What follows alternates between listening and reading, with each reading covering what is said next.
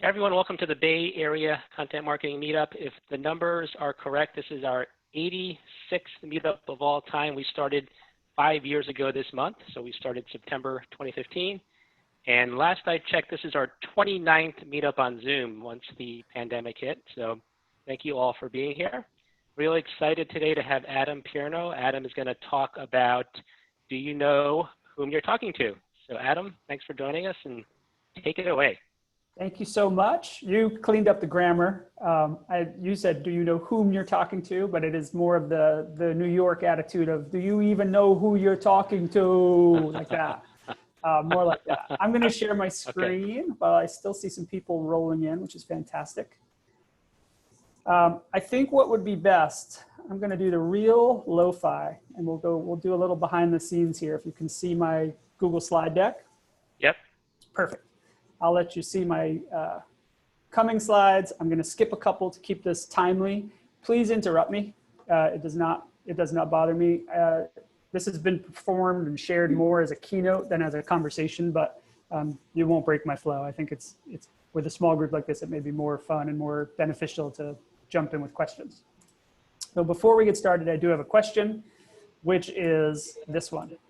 What's been on your mind? We're going to come back to this answer. I don't want the answers just yet, but literally today, this morning, before you got on this Zoom, what were you thinking about? And I want to come back to that. But before we do that, I will introduce myself. I'm Adam Pierno. That's my Twitter handle. Twitter is the only social media that I actually still use. I think I may have an errant Instagram test handle out there. But if you have questions in real time or later, you can find me there. I've written 2 books on marketing. The orange one is called Underthink It. That is a marketing training guide for people entering the strategy realm who often find themselves inside agencies and sitting across from an MBA and just totally outgunned and trying to figure out how to communicate effectively and create strategies that'll work. My second book, which is what we're going to talk about today, is called Specific. And that book is all about building brands in a world that has just had it up to here with brands. I don't believe that we really want any more brands. I'm going to skip a couple slides, which unfortunately for you means you miss out on this Arby's fun, but just to keep this timely, I want to jump here. When we talk about, when we say, do you know who you're talking to? You know, do you even know who you're talking to? Do you know to whom you're speaking, according to Dennis? This is the median US citizen. So according to Pew and according to the census, this is what the median US citizen looks like. 37, 38 years old, $48,000 of household income. They consume this kind of media. They are 17 pounds overweight. And I think we all are right now after being housed and staying around too close to the refrigerator for this long. They drink approximately 11 alcoholic beverages per week, and their name is either James or Mary. Statistically, this is what the median of America looks like. Now, does that look exactly like your audience? Do you know who, can you say, oh, I'm talking to James or Mary, perfect. If you knew that was your exact customer for your exact, either your client or your own business or the content that you're creating, you would have a much better way to reach them if you knew that, oh, okay, they drink a little extra beer. I know how I can warm them up. I know some entry points for the conversation. But this is the median citizen. This is not your target. And if you are not able to get to at least this level of detail, which I would describe as cursory at best, it's really hard to create content that compels them. It's hard to understand what's going to drive them to move forward. In the past, we relied on mass media to reach people. I think we all know that's over. And I like to tell that story in the way I communicate a lot of things, which is through teen movies. And I think we all do. We use movie quotes and movie references and pop culture references as ways to share common understanding. Mass media has changed dramatically. The impact of something like a TV spot has declined. And you can actually see that story get played out as to why if you just track these 3 movies. And on the next slide, I'll add another TV show. But in The Breakfast Club, you see down here, there were 5 clicks. I can't remember them all. You can see them in the notes there. A brain, an athlete, a basket case, a princess, a criminal. Do you know why there were only 5 clicks in that movie when John Hughes wrote it? Because in 1985, the world could safely be described in that way pretty accurately. Like that's all there was. By the time 10 years goes by the time Clueless comes around, she's describing somewhere around 10 in a very offhanded way. Cher, as she's walking through campus, is pointing out, and we can see that the number of clicks has more than doubled. And she doesn't really even get too much into detail. 9 years later, when Mean Girls comes around, you can count in the first 20 minutes of the film they run through, and there were around 18 clicks that she mentions. And again, you can still see people in the corners of the frame that aren't represented in her monologue when she's talking about that. She's comparing high school to the Serengeti. And I know that we were just talking about Africa 2 minutes before we got started here. So you can see each of these movies up until 2004 held a similar place in pop culture, but you can see how the common person and the ability to reach one person multiplied over time. In 85, there were 5 types. There were almost 20 in 2004. And then when you map this against media, which I've done clumsily, not my proudest moment as a slide designer, but it gets the point across. Here, before The Breakfast Club, there were 4 channels. Right around the time The Breakfast Club comes out, MTV is launched, which caused a panic for these guys because all of a sudden ratings started moving in a way that they couldn't predict. That was new for them. When the VHS tape, I am old enough to remember when the VHS tape came that film distributors and studios were freaking out to bigger than Napster levels of the recording industry. And what you're seeing as you look from left to right on the bottom is this is the first time there's a new channel introduced, which is an oversimplification, of course. But now today we're here. And with all these channels available, if I look from left to right, from Breakfast Club to 13 Reasons Why, which launched originally in 2017, I think there's 3 or 4 seasons of that show, there are no clicks. Every person is a unique individual that has unique, compelling interest to them, and they need to be reached individually. As we're creating content, as we're creating marketing, we've crossed the Rubicon of mass communication in a lot of cases. We can't do it. We have to get very specific. So if I were to create an ad for somebody on this call, it would be very different for the data that I would want to pull and make variable for someone else. If we don't know which one of these people or which one of these clicks we're reaching, it's really hard to do that because each individual doesn't think about brands. They think about what interests them. So I asked earlier, what were you thinking about this morning? Does anyone want to give me a couple? This is usually, if I'm on a stage at a conference, this makes people extremely uncomfortable because I point to them and I call them out. But if anybody's brave enough, any of your thoughts that you had the hour before this meeting started?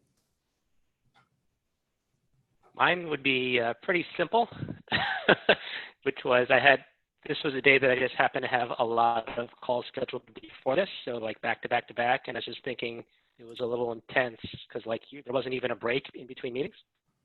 Same thing. Yeah, I came right from another call with pretty high stakes. And most of us are thinking about things we have to get done, right? I'm thinking about my refund that I'm trying to get from the DMV. I'm thinking about this meeting. I'm thinking about preparing for my next meeting that's at 1 o'clock. I'll tell you what I'm not thinking about. I had no thought about any brand. I didn't think about the brand pillars of a soft drink or the brand promise of a fast food restaurant. That stuff is not important to me. What's important to me is, I'm going to have 10 minutes for lunch. What's nearby? Where should I go? Proximity in that case. And so when we're creating that content, a lot of times we can get wrapped around the axle of, what we want to say. And what we want to say is the gold standard of the brand. But what people want to receive, what people react to positively are the details that attract them. And I call those facets. We'll get into that a little more. This is Radiohead. They are a band that has been around for a long time. And what Radiohead that most brands lack is a freedom to communicate with their fans in a way that is directly compelling to their fans. They create art, right? They're not creating ads. They're not creating marketing content, but they are creating content that is meant to elicit a response from their fans, which is continued passion, And make no mistake, marketing loyalty, because a song that they might release is in fact an ad. It is an ad for you to go to a concert, which we're on hold right now, but it's an ad for you to buy a concert ticket. It's an ad for you to buy a t-shirt. It's an ad for you to download their next album and maybe pay for some extra features that would come from it if you're not able to stream it. So they have to do that through, this band in particular does it through constantly reinventing and modifying their sound. So they're giving fans what they want at a certain level and adding some new elements in that fans will find interesting enough to stay engaged. How many of us still listen to the same bands we did when we were teenagers? Not really. Very rarely do I. Sometimes to feel a certain way, I will go back to an old record. If they were still releasing records now, this is true of like Wilco as an example for me, I will go back to the albums that I listened to in the year 2000, but I don't go and listen to their new albums. There's no offense to Wilco, they're fine musicians, but I just feel that the connection has been broken. So what they have is a point of view. So as a content creator, what is your point of view? As a brand, what is your point of view? What freedom do the people creating content on your behalf have to express that point of view and be really clear in reaching that customer or that audience that you know is paying attention or that you need to attract? Is there a question? I thought I heard a, no, okay. So I want to give you some examples of brands that have a point of view, and these can be polarizing, so please feel free to laugh and debate me. I think it's always more fun that way. But this is Peloton. The first time I ever showed this example was not in this talk, but in another talk that came before I wrote specific. The awareness of Peloton was not quite as high as it is today. So luckily I can skip a lot of it, but Peloton makes, as I think you all know, they make exercise bikes that have a screen on them. You pay not just for the insanely priced bicycle, but you also pay for, you get installation of the bike and the service, and then you pay for a subscription to access to all of these wonderful trainers who take you into spin classes from anywhere in the world. Peloton is pretty clear about who they're for. What's in the subtext is who is not Peloton's target, which is also pretty clear, or it was until we went into pandemic mode and people started shifting their exercise habits. Until then, this person is their target. This is the person who would have a loft with a skyline view and choose to put their exercise bike in the window, which is insane. Nobody would do that. It's the person who would put it in their living room, in the middle of their living room, where it'll be the first thing people see when they enter the house. So it is people that are really, really focused on fitness and really, really have the disposable income to make it their focal point. So who isn't their target? Anybody else. And they're so clear about what that value prop is, that we're going to bring you a bicycle that is so beautiful and that you're going to want to ride and talk about so much that you would position it as the centerpiece of your home. That really paints a picture of who's in and who's out. I'm out. Me, Adam, the individual, I'm too cheap. I like to exercise, but man, I don't want it to be the first thing someone thinks when they walk into my house. I have a dining room table that they see. I'm old fashioned, I guess, but that's not for me. But kudos to Peloton for defining who they are and sticking with it. That's what a specific brand does. The specific brand, the goal of the specific brand is to be the company that knows its very best customer and do every decision that they make is aimed towards that customer. The content they create will please that customer or someone like them. So if you look at this chart and you imagine that the entire blue field is the world, 90% of people are excluded, and this small amount are included in the target for that content. Peloton, before the pandemic, changed a lot of behaviors, and I think those are still yet to be seen. We're probably excluding a vast number, more than 90%. But they knew exactly who their target was, and they knew who every piece of their content was for. And even when they had the Peloton wife, some people call it a misfire, but I think it crystallized who they were. I mean, the people that I knew that were Peloton users or I considered prospects were like, I don't get it. Why are people offended that this guy bought his wife this cool exercise bike? That's a nice present. And it's like, yes, you're the target. The people who are outraged, not the target. That's how it should work. That's like exactly how this should work. You want the people who love it to get it, and you don't care if the other people don't. It added visibility for their brand. So the question is, who's in your dot as you're creating content? If you haven't defined that, you probably are not able to really create the content. Probably have to go back and have more conversations about who are we trying to reach, who's important that, who is it critical that we not make mad, that we compel with this. I want to show you an example here. This here is a Kia. I'm going to pull up my notes because I can't remember the brand names. This is a Kia Forte. And this is a Maserati Ghibli, okay? The Maserati is $70,000 to start. The Kia is $18,000 also to start. Even at 1/3, less than 1/3 the price of the other, both of these cars are priced correctly. Now you could look at them and you say, how can they both be priced correctly? Well, because if they know who's in this dot, then they know how they've appointed the car and how they're marketing the car, how they're selling the car, the experience of the first time the person gets in it. Every material that they've chosen, from the texture of the seat, the feel of the hand, the grip on your steering wheel, the shifter, if there is one, or buttons. They've made all those choices so that the right customer who shows up for this car says, wow, this feels like exactly the car that is for me. And this feels like, for that person, the right car. If you look at their marketing, I'm looking to see if the slide is here.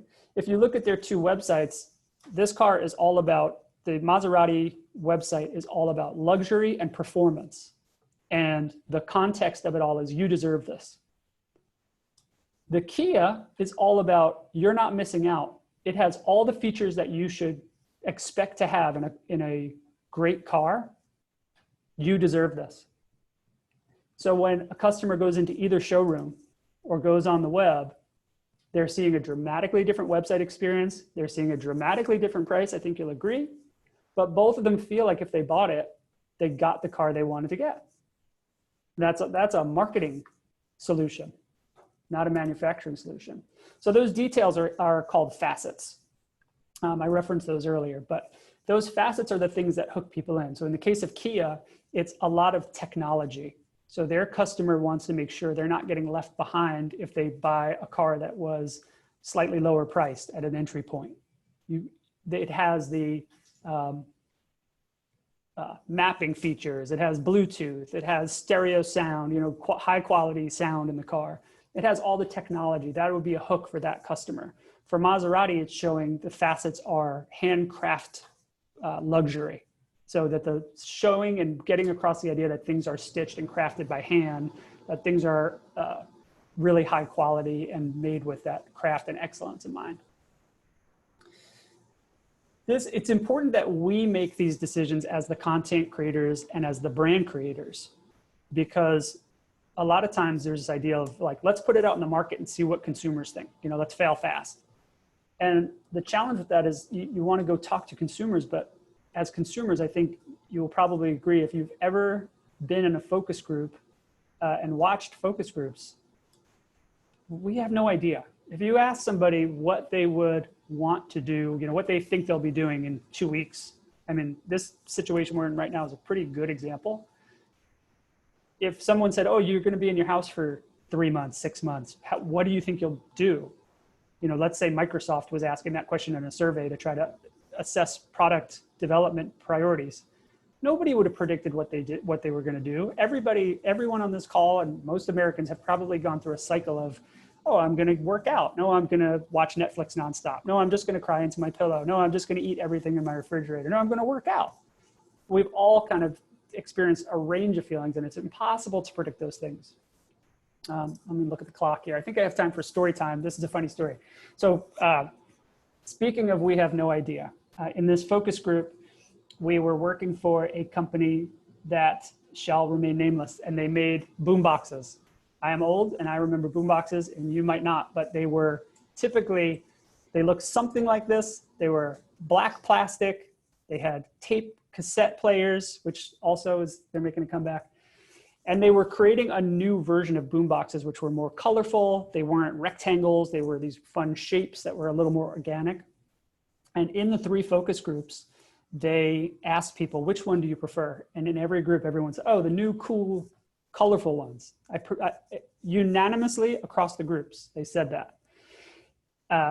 The old black ones have to go. They're boring, they're square, they're boxy. This one looks like it sounds better because of the cool shape and colors. It's brighter. Well, if you've ever done a focus group, you know that at the conclusion, you usually reward the participants with some kind of gift. If you're doing a focus group for a pizza restaurant, you give them a coupon. If you're doing a focus group for boomboxes, you offer them a boombox. 2 tables at each group, 12 black old school boomboxes, 12 new organic brightly colored ones. And almost unanimously, the participants took the old one, contradicting what they had just told us for an hour. For an hour, they said, you should put all your money, company, into this side here. And when we gave them the choice, they actually voted with their own ears, I guess, for this one. So inside an hour, they proved to us that they had no idea how they would behave. When we think about how we want to reach that person, it becomes really hard.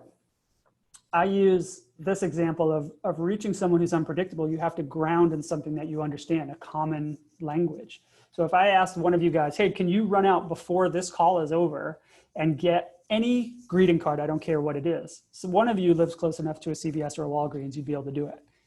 But if I said, well, can you get me a card for a birthday? You'd say, yeah, still, I could do that, no problem. Okay, a birthday for a mom. Sure, I could find that section that says for mom. For my mom. Each time it takes you a little bit longer to find. If I just say a card, you just run in, you don't even get all the way in the aisle, you just lean in and grab the card, right? When you start looking for a card for a specific person, my mom will expect a certain type of humor from me. It used to be the shoebox greetings, like we have a language of greeting cards that is expected. Brands have that same thing. When you see an ad or when you see content coming from a brand that you like, you expect a certain tonality. You expect a certain either snark or cynicism or fun or joy, beauty. And that expectation, to the point of Radiohead, can get to a point where it needs to be augmented or changed to keep things fresh, to keep the person now paying attention. Because over time, after 45 years of sending my mom birthday cards, she would be like, I think you already got me this one, right? So when I go to the store, I look at them and I read them and make sure like, oh, there's something new about this one. There's something interesting here.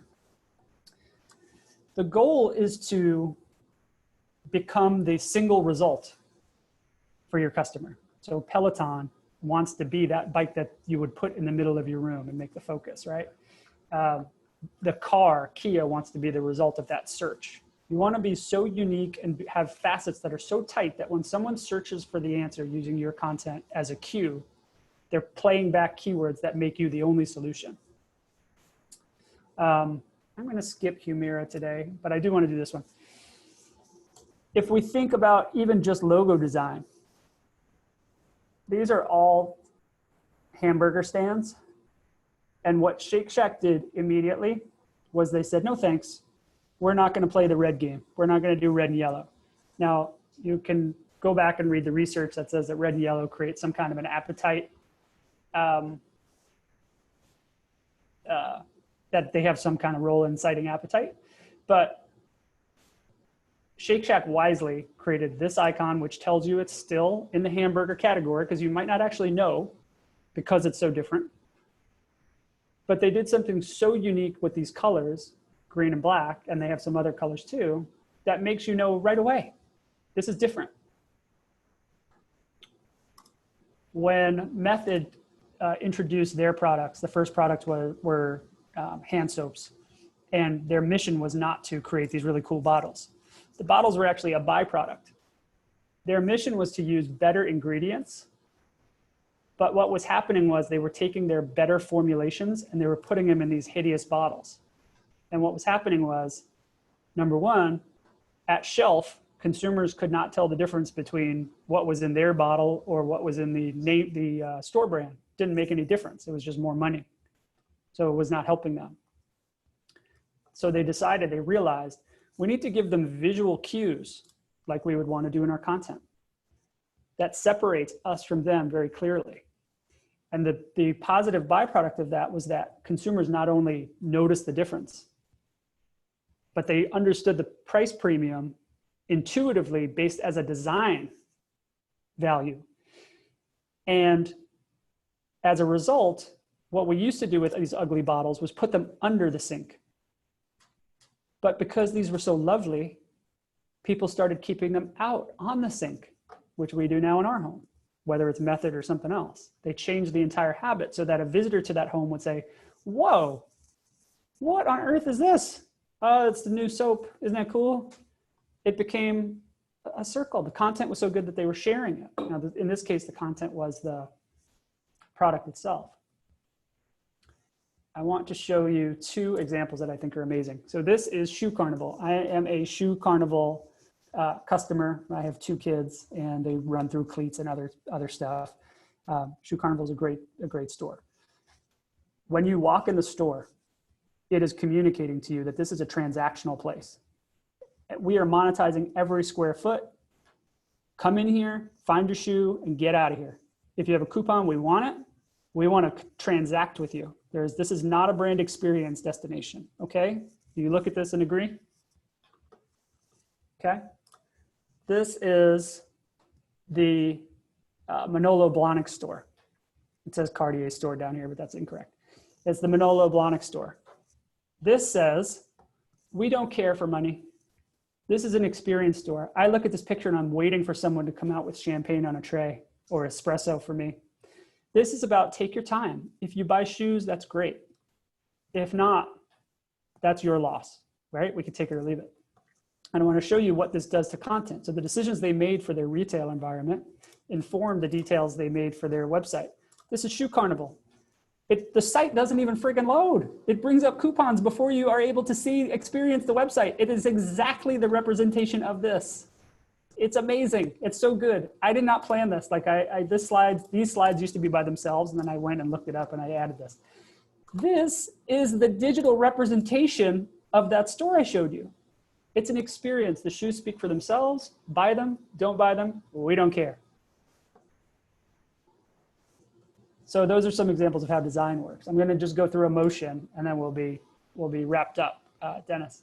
So emotion is your friend. And I think we all know that intuitively, that if we are able to create content that connects emotionally, we are able to pull people along a lot further distance than just with facts and figures. We don't make decisions that way. As I already told you, we have no idea how we're going to behave. And a lot of it, as I'm learning through this situation we're in now, is emotionally driven. Like what will make me feel good now? Or I'm concerned about this or that I wasn't concerned about before.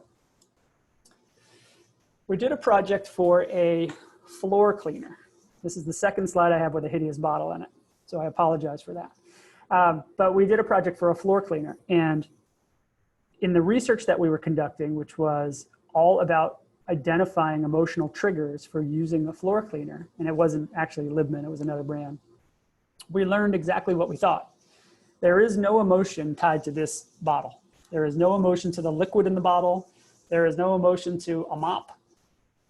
I'm trying to think of the number of the N of it was nearly 1,000 in our target across the US. They all uniformly said, like, I could care less about that product.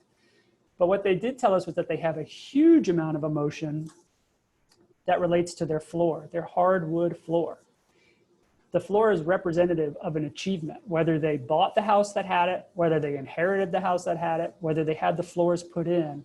The floor is a totem for their success, keeping and providing a beautiful home for their family to live in. And the emotion that is tied to this is expressed through a fear. And the fear is not a fear of the old kind of crappy 70s type of advertising that another neighbor would come in and say, oh no, your house isn't clean enough, which was like the format that problem solution ads used to take. The fear was, I have worked so hard to earn the money with my family and save the money to put this floor in, or this floor has been in my generation for years, or we bought this house because we love these floors and they're such an important part. The fear is that they're going to use the wrong product or the wrong process and hurt the floors. And if you've ever had hardwoods, you've experienced the same fear. I have. We don't have them now, but I've had them before. And it is, you really feel this fear. What we're able to do is create a campaign that shows the solution to that fear. The ads can be, the content can be totally positive, soothing content that shows the little moments of little feet pattering across hardwood floors and the family relaxed because they're not worried. Or a dog running across the floor and they're not worried that they're going to get scratched up because they've used the right product to take care of the floors. So it's about the emotion. It's not necessarily about the bottle or the ingredients, which by the way are 99.8% water.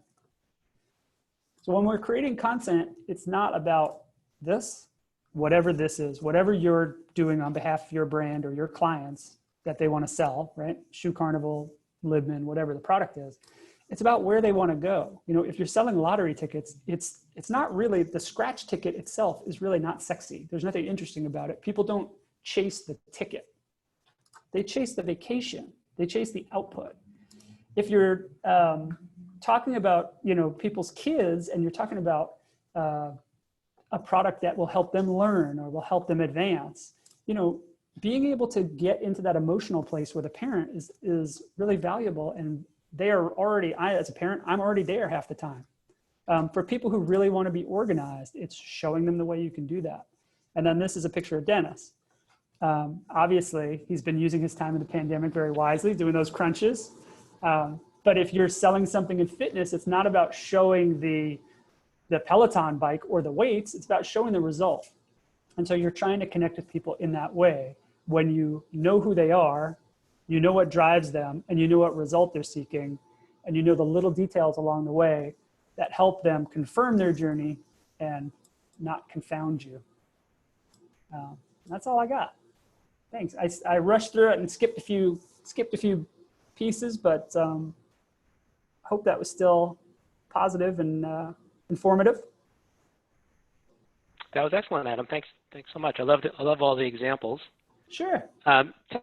I'm guessing that you mentioned a couple of the cases with your clients. I'm guessing your business is an agency that works primarily with consumer brands. Maybe tell us more about your business. Oh, sure. Well, I'm part of Arizona State University's internal marketing department. But before this, when I wrote the book, oh, look at that. I see Go Devils there. Hey, Dan. Before this, when I was on the agency side, yes, it was a lot of consumer business. There was some B2B. And so there's still, these things are still true. I think the examples just fit more broadly. They match more broadly when you are communicating. Consumer brands are just easier for people to get in a larger group. Got it. And I'd like to share the link to your book in the chat. Is Amazon the best link, or is there a better, more preferred link? Oh, thank you so much. Yeah, Amazon's great. Amazon. Okay. So I'm putting that in the chat. I see a question from Linda. Linda, do I want me to read the question, or do you like your question? Sure, I'm happy to speak it. Can you hear me? Yeah, okay, good. I've noticed some things about Zoom with audio and so on. So I had been consulting with an in-person person who does things in person. So it's a little of a challenging situation, you know, given, you know, certain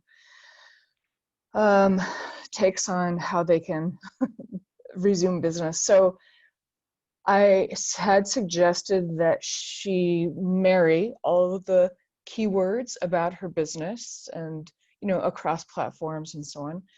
And I just was wondering if you had something else to say,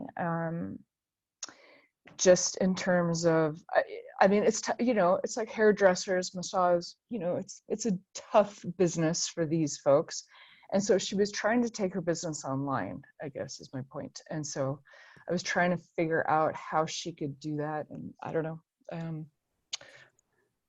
Yeah. So if I'm assuming when you say trust, that you mean trust in safety and proper protocols being right. So in other words, like I'm sorry. So in other words, why would somebody sign up for a session with a so-and-so who is normally hands-on to help them with their body or ergonomics or those kinds of things? So it's a massage business, it says?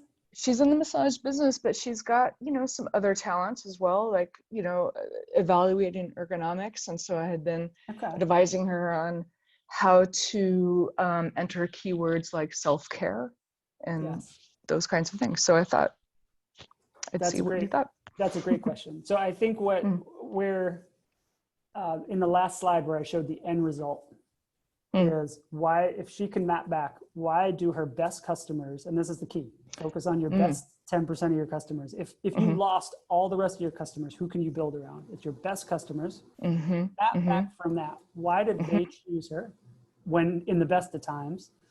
And then you can start to replace the physical hands-on massage with other things that she offers that are the ergonomics and maybe kind of talk therapy or other things that she maybe is able to do.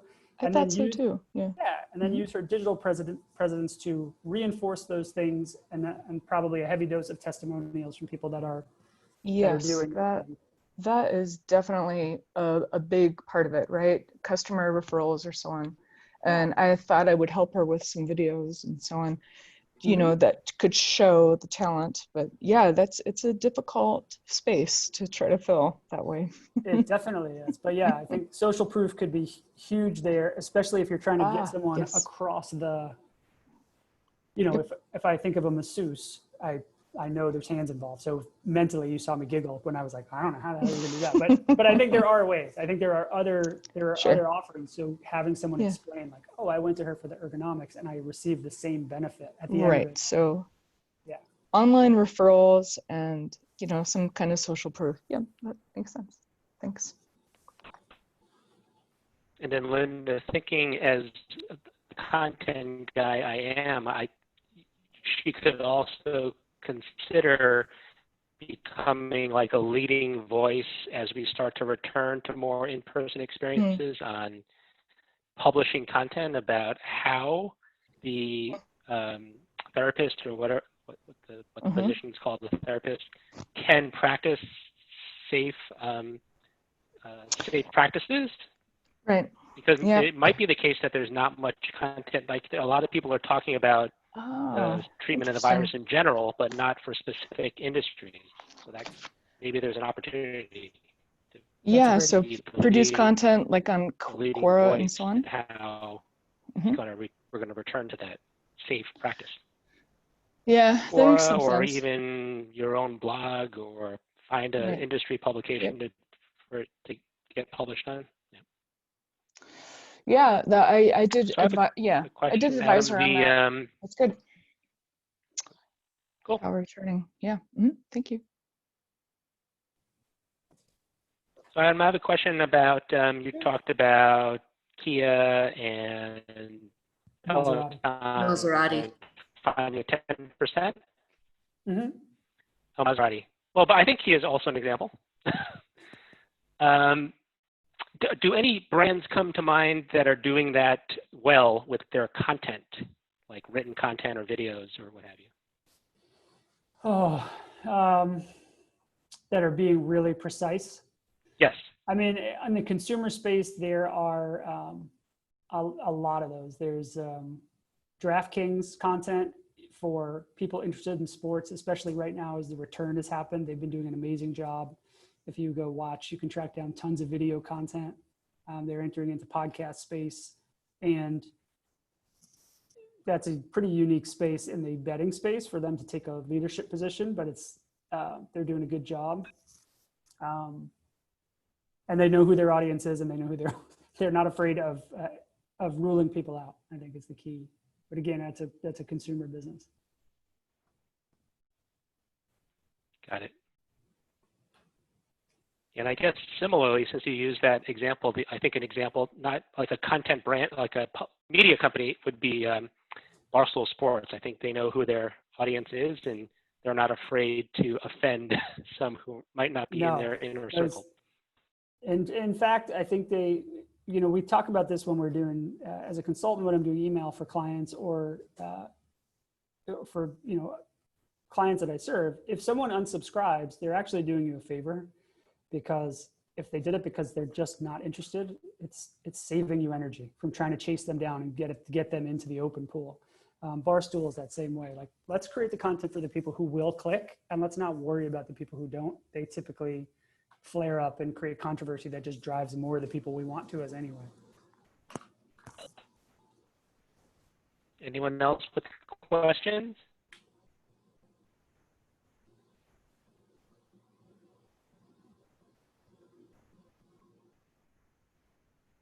I guess not. Well, Adam, thanks so much for joining us. And I guess one question for Adam: where can we? You might have listed this at the beginning. But where can we find you if folks want to connect with you? Oh, Twitter is probably the best place. I'm Pierno. And my website is adampierno.com. Make it real as easy as I can, but please do reach out. I'm always happy to connect with people and answer questions or just chit chat. Excellent. Well, thanks again, Adam. Yeah. I was just going to say those were just awesome examples. I really like them. So thank you so much, Dennis. I really appreciate the invite, and it was a pleasure to be here with you guys today. Thanks so much. Thanks everyone for joining. Thanks. Go Devils, Dan. Stay safe. Yeah. Thanks, Adam.